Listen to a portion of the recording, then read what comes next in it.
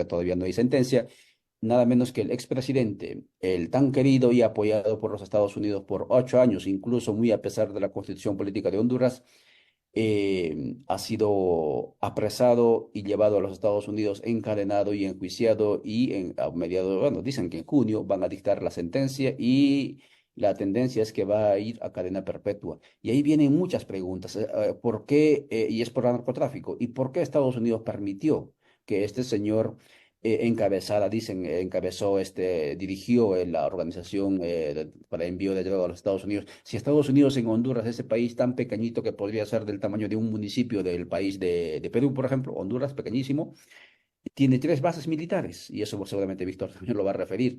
3 bases militares, mucha intervención político-militar, de interdicción incluso contra el narcotráfico, pero apoyaron a este gobierno y no se dieron cuenta. Y ahora, ¿qué es lo que busca? ¿Qué mensaje nos quiere dejar Estados Unidos? De eso hablaremos hoy. Víctor, por favor, buenos días, 6:05. Saluda a la audiencia, ya te estamos viendo. Adelante, Víctor. Buenos días, compañero. Buenos días al auditorio de Radio Victoria y a todos los espacios que se conectan. Pues muchas gracias por abordar el tema. Creemos que es importante ver este enfoque geopolítico, no solo estrictamente de las operaciones del narcotráfico, su necesidad de combatirlas, pero decir qué papel juegan los actores poderosos de la región, particularmente Estados Unidos, cómo nos impacta en la región centroamericana y latinoamericana. Pues yo creo que eso es un tema relevante, y yo quisiera plantear de entrada dos asuntos en los que, como lo estaba diciendo, Honduras es un país pequeñito, usado de experimento para varias cosas, por los Estados Unidos. Hay que recordar que aquí el 2009 en Honduras se dio el primer golpe de Estado de este siglo, por impulso, por supuesto, de las fuerzas externas como la fuerza del gobierno y la Embajada de los Estados Unidos. Y luego hoy creo que tenemos el primer presidente latinoamericano extraditado a Estados Unidos y declarado culpable por narcotráfico. También me parece importante para el contexto, cuando se produjo el golpe de Estado, este presidente que se llama Juan Orlando Hernández, en las siguientes elecciones, asumió la presidencia del Congreso Nacional de la República y luego postuló para ser presidente del Ejecutivo, ganó, se religió inconstitucionalmente, y en todo este periodo post-golpe de Estado, que es un periodo en el que se consolida el modelo de narcotráfico en el país, pues tuvo el aval, tuvo el sostén del gobierno de los Estados Unidos. Eh, el caso según el juicio en Nueva York contra Juan Orlando, que le imputaban 3 cargos por hechos que vinieron desarrollándose desde el año 2004 hasta el 2022. Esa es la imputación. Y en todo este periodo en el que él fue presidente del Congreso Nacional y presidente de la República, a pesar que había una investigación que lo presentaba como un líder de estas estructuras criminales de narcotráfico, aquí en Honduras hubieron recurrentes convenios entre el gobierno de Estados Unidos y el gobierno de Juan Orlando. Hubieron visitas de las principales oficinas de combate al narcotráfico, del Departamento de Estado y muchas otras, el proceso de formación de policías y militares que finalmente aparecen vinculados con Juan Orlando, pues tenían y tuvieron un aval del gobierno de los Estados Unidos y de la Embajada de los Estados Unidos. Yo creo que eso es importante, la contradicción. Nosotros, como Movimiento Amplio por la Dignidad y la Justicia, decíamos en uno de nuestros planteamientos que esta es la justicia mezquina de los Estados Unidos, que está inserta en otras lógicas. Es decir, esta idea de detener en nuestros países como gobernante a cualquier sujeto, cualquier persona, cualquier líder de nuestros países, toda vez que sean fieles al cumplimiento de los mandatos de ellos, aunque quienes estén en los cargos, como en la presidencia de la República o del Congreso Nacional, sean gente vinculadas a crímenes como el narcotráfico. Y finalmente, nos parece también destacable, lo hemos planteado, y es que el gobierno de los Estados Unidos se quiere presentar ante la región como una especie de salvaguarda moral, salvaguarda de los intereses de la región, pero en realidad aquí lo que nos dejó en estos 20 años de investigación que tuvieron sobre Juan Orlando es una institucionalidad hundida, digamos, en el fiasco, corrompida por el narcotráfico en todas sus estructuras, no solo a nivel de la presidencia de la República, es que la estructura policial, la estructura militar, el sistema financiero, la economía del país terminó funcionando en una lógica de crimen organizado, de narcotráfico. Insistimos, en todo este periodo hubieron procesos de resistencia muy profundas aquí en el país contra el golpe de Estado, contra el saqueo de las instituciones, contra el asesinato de liderazgos como el de la compañera Berta Cáceres, que está inserto en toda esta espiral de violencia, por la defensa de la educación y la salud pública, y contra todo lo que estaba pasando, contra la entrega del territorio. Entonces, teníamos una estructura criminal que estaba sometiendo al país, entregando al país y tenía el aval del imperio de los Estados Unidos. Ese es el escenario exacto. Por eso decimos que esa justicia que hoy manda la Corte de Nueva York, en realidad para nosotros es una justicia muy pírrica, un costo muy grande para nosotros como personas, como ciudadanía en este país. Como, como región, pues también, porque está en medio de todo esto el control, el geopolítico que sigue teniendo Estados Unidos. Gracias, Víctor Fernández, conversando con Radio Victoria, la voz de los pueblos, cuando son 6:11 minutos, los que, bueno, no les hemos referido, pero MACD, el Movimiento Amplio por la Democracia y la Justicia, si no sé si lo digo bien el nombre, también Movimiento amplio por la dignidad y la justicia. Amplio por la Dignidad, gracias por la corrección, también tiene su radio, usted puede ingresar en internet, se llama Radio Dignidad, está en Honduras, pueden seguirlo también allí. Em, Estamos conversando sobre el tema de la raíz del enjuiciamiento y encarcelamiento del delfín, es decir, del protegido de los Estados Unidos. ¿Por qué lo tuvo allí y luego se lo llevó? ¿Qué lección quiere dejarnos? Lo mínimo que podemos decir con todo lo que está diciendo Víctor es, en alguna medida, si acaso, ¿no? Siendo bastante permisivos, diríamos que es una suerte de laboratorio que está haciendo el gobierno norteamericano, laboratorio político-militar, en su supuesta lucha contra el narcotráfico y presentarse al mundo, al continente y al mundo, como el verdadero guardián contra las drogas en el continente y de manera efectiva. Por parecer, ese es el mensaje que está queriendo dar, aunque con todo lo que está diciendo Víctor, obviamente todo eso se queda corto. Y lo otro es arreglo de cuentas. Es una línea de narcotráfico que no obedece a los intereses de los Estados Unidos y entonces hay que perseguirlo, encarcelarlo por desobediente y para que ese comercio, esa industria continúe bajo la hegemonía, que también eso es cierto, porque todo lo que dijo Víctor y mucho más ocurrió y seguramente seguiría ocurriendo en Honduras.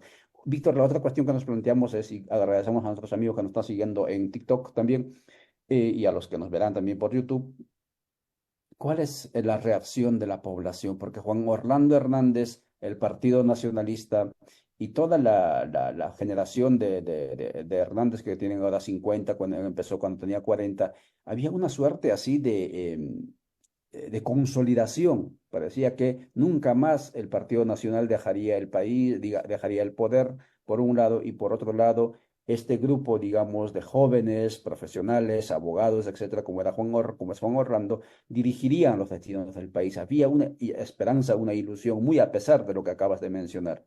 ¿Qué dicen ahora ellos? ¿Qué dicen los medios? ¿Qué dice la familia que tanto apeló a Dios y a la justicia divina? ¿Cómo se siente? ¿Qué dice? ¿Cuál es la atmósfera en el país?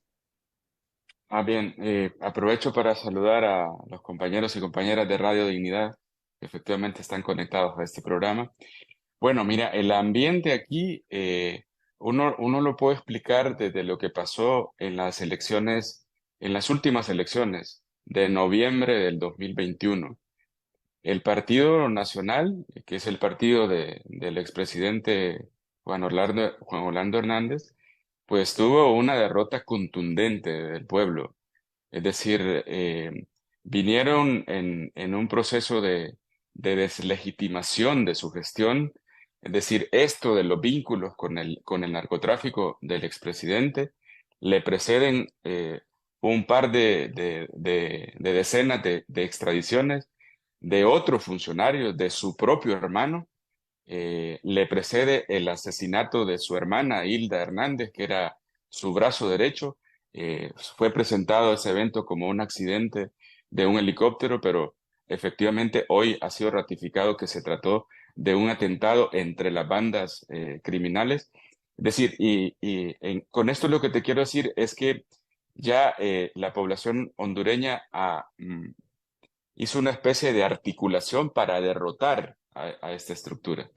Y eso se mantiene hoy en día, frente al discurso que ha venido teniendo la estructura de este partido, que anunciaba en los tiempos de Juan Orlando que iban a gobernar el país por los próximos 50 años. Y efectivamente creo que se estaban preparando para eso. Creo que los cálculos pues no le resultaron a partir de la reacción de la gente, de la capacidad que hubo de articular una alianza ciudadana, la capacidad que hubo de resistencia histórica en todos los territorios de Honduras, que cada vez que hubo un evento que conmocionó el país estuvo en la calle. Tuvo un costo altísimo de muertes violentas. Fuimos el país más violento del mundo contra defensores del territorio, del ambiente, a partir del 2014. Y eso fue generando en el imaginario social el perfil de lo que realmente es Juan Orlando, es decir, un verdugo para el pueblo y un instrumento de los grupos económicos a quienes les entregó el país. Y como estabas diciendo, y lo hizo experimento de varias cosas. Además de haber convertido, por ejemplo, el país, nosotros éramos un país de tránsito de las drogas del sur hacia el norte. Pero el país se convirtió en un país además productor, consumidor, que lo están mostrando los datos de los últimos tiempos. Y combinó un modelo de gestión económica entre lo lícito y lo ilícito, entre el narcotráfico y otras industrias, y le dio forma legítima o de legalidad a otras maneras de ejercer la economía. Por ejemplo, seguramente estás enterado que aquí se aprobaron en dos ocasiones una especie de enclave que crea las zonas especiales de empleo y desarrollo que le entrega a cualquier capital internacional parte del territorio para que lo gobiernen, para que haga soberanía. Y desde ahí, digamos que se vino configurando, cierro esto, una especie de deslegitimación total, a partir de lo que cree la gran mayoría de la población hondureña. Por supuesto, el Partido Nacional es un partido histórico, cumplió 122 años ahorita en el mes de octubre, tiene una tradición muy arraigada en el país y tiene un nivel de clientelismo político a nivel de la gente empobrecida de este país que todavía tiene un respaldo importante. En el Congreso Nacional tienen un número de diputados que hacen el equilibrio de la toma de decisiones todavía.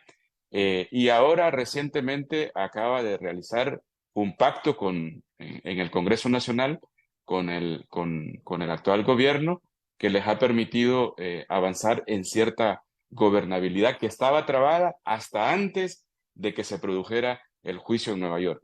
En conclusión, sobre tu pregunta, pues el Partido Nacional es un partido muy golpeado ahora, pero no es un partido muerto, porque el Partido Nacional encarna una lógica de gestión de lo público, de gestión de la política, que está presente en todos los partidos políticos de Honduras. Así que digamos que nos hace falta como pueblo avanzar en otras dinámicas que hagan que esta manera de gestionar lo público, de gestionar la política que encarna el Partido Nacional pueda ser derrotado definitivamente. Y eso es un proceso definitivamente que no tiene un efecto matemático inmediato por este juicio de culpabilidad. De hecho, te cierro diciendo esto. Ayer la esposa de Juan Orlando Hernández anunció su postulación a la presidencia de la República por el Partido Nacional. Es decir, pues no, tenemos tarea muy grande todavía.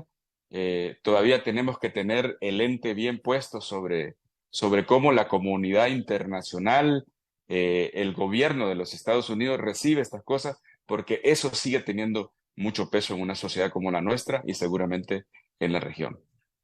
Eh, Muchas gracias, Víctor. Son 6:19, así es que nos plantea con todos estos elementos que Honduras sigue siendo un campo de estudio, de observación, ojalá con otros lentes, como decía él, de lo que ocurre y ocurrirá en este país.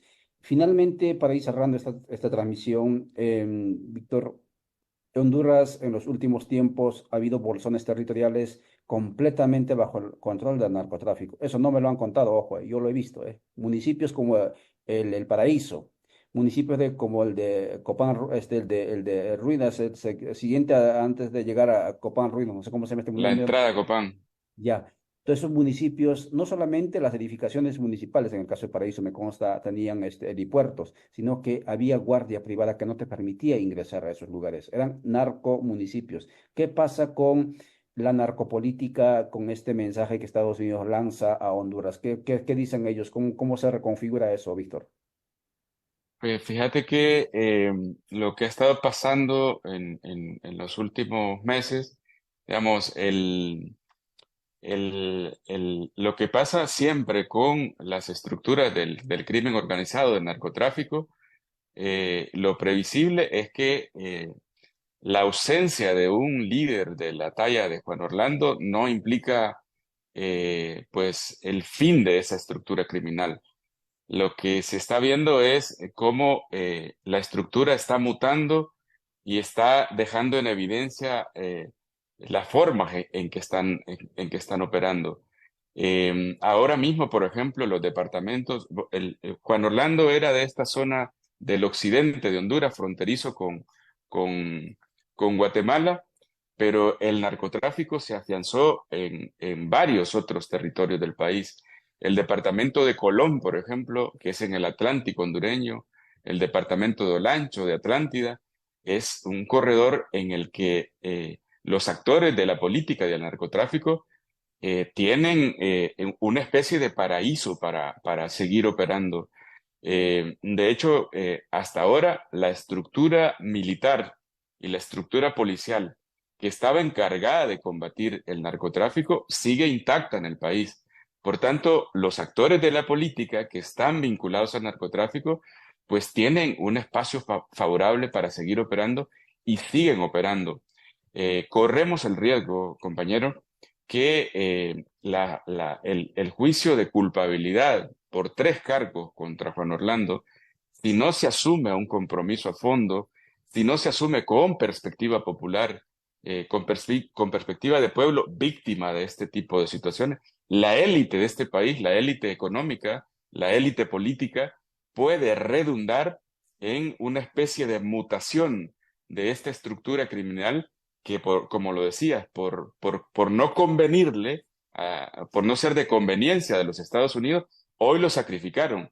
Pero seguirá esta lógica porque el narcotráfico nutre las economías y nutre las economías no solo las nuestras, las economías del mundo, las economías de Estados Unidos, donde finalmente la droga se comercializa en un nivel de normalidad muy grande, que finalmente nos impacta a nosotros. Entonces, te quiero decir sobre el funcionamiento de la narcopolítica, es que el asunto hasta ahora sigue intacto. Hasta ahora no hay un nivel de reflexión de la élite política del país, de la dirigencia política, que marque un quiebre de eso. Hay un montón de discursos, hay una especie de conmoción que ojalá iniciemos un proceso de que esta conmoción provoque una transformación del país. Y ojalá tengamos un enfoque regional de esto, compañero, porque por eso me parece importante que podamos tener este espacio, este foro, para que nos podamos ver como Latinoamérica en esto que nos convierte el narcotráfico que se impulsa desde el norte, en una especie de laboratorio para finalmente presentarse como una especie de salvadores morales del mundo y dejarnos a nosotros en este nivel de descalabro institucional y que tenemos como sociedad. La esperanza, la reconstrucción, la posibilidad de superar la narcopolítica y toda la gestión corrupta, el lavado de activos que está presente en todas estas cosas, debemos entenderlo como una responsabilidad de nosotros como pueblo, de los movimientos sociales, de los sectores organizados, que no aparecemos mencionados en esos juicios de Nueva York, como sí aparecen mencionados la élite política de este país, de distintos colores, de distintas tradiciones, de distintas estructuras económicas del país. Muchas gracias, Víctor Fernández, desde Honduras, desde MACTI.